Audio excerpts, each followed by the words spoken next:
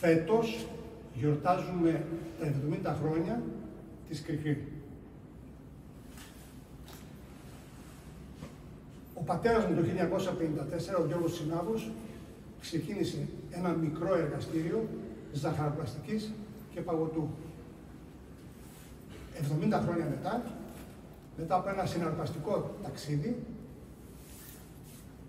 η εταιρεία Κρυφή αποσχολεί πάνω από 600 εργαζόμενους και εξάγει σε όλο τον κόσμο σε πάνω από 40 χώρες. Για αυτή την εκπληκτική πορεία της Κρυφή, θα ήθελα πρώτα απ' όλα να ευχαριστήσω τους εργαζόμενους, τους πελάτες μας και τους συνεργάτες μας. Παράλληλα όμως, νιώθοντας ευγνωμοσύνη για την τοπική κοινωνία, φτιάξαμε ένα μοναδικό για τα ελληνικά δεδομένα μουσείο παγωτού, θεματικό πάρκο, που δεν έχει ξαναγίνει. Στόχος μας, να δημιουργήσουμε πόλο έλξης στην περιοχή μας, από χιλιάδες μαθητές και χιλιάδες τουρίστες από την Ελλάδα και από τα Βαλκάνια. Σας ευχαριστώ όλους από καρδιάς, γιατί τα 70 χρόνια είναι μόνο η αρχή. Είμαστε αισιόδοξοι για το αύριο. Σας ευχαριστώ. Θέλετε να μας πείτε πώς ξεκίνησε η ιδέα, πώς φτάσαμε στην υλοποίηση, τι προσδοκάτε, τι στόχους έχετε για το μουσείο?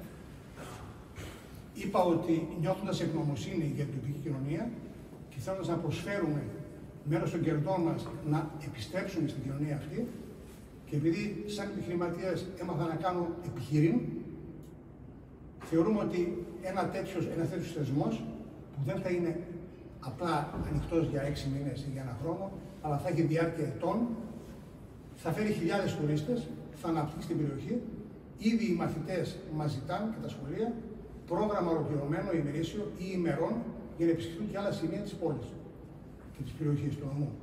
Αυτό θα δώσει ανάπτυξη στο νομό μας και θα δώσει ευκαιρία να υπάρχει ένας λόγος να επισκεφθούν τις αίρες. Είναι το μοναδικό στην Ευρώπη, γιατί στην Ελλάδα δεν πρέπει να υπάρχει άλλο. Υπάρχουν άλλα 2-3 μουσεία παγωτού θεματικά πάρκα στη Νέα Υόρκη και στο Λος Άντζελες.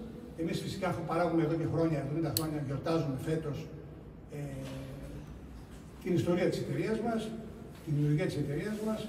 Γι' αυτό και νιώσαμε την ανάγκη να κάνουμε κάτι. Και αυτό το κάτι λοιπόν είναι το μοναδικό αυτό, θα έλεγα και ευρωπαϊκά επίπεδα, το θεματικό πάρκο. Πιστεύω ότι θα μας μοιηθούν και άλλοι και θα έχει ενδιαφέρον να δούμε και να ανοίγουν και άλλα θεματικά πάρκα στο μέλλον. Ευχαριστούμε πολύ.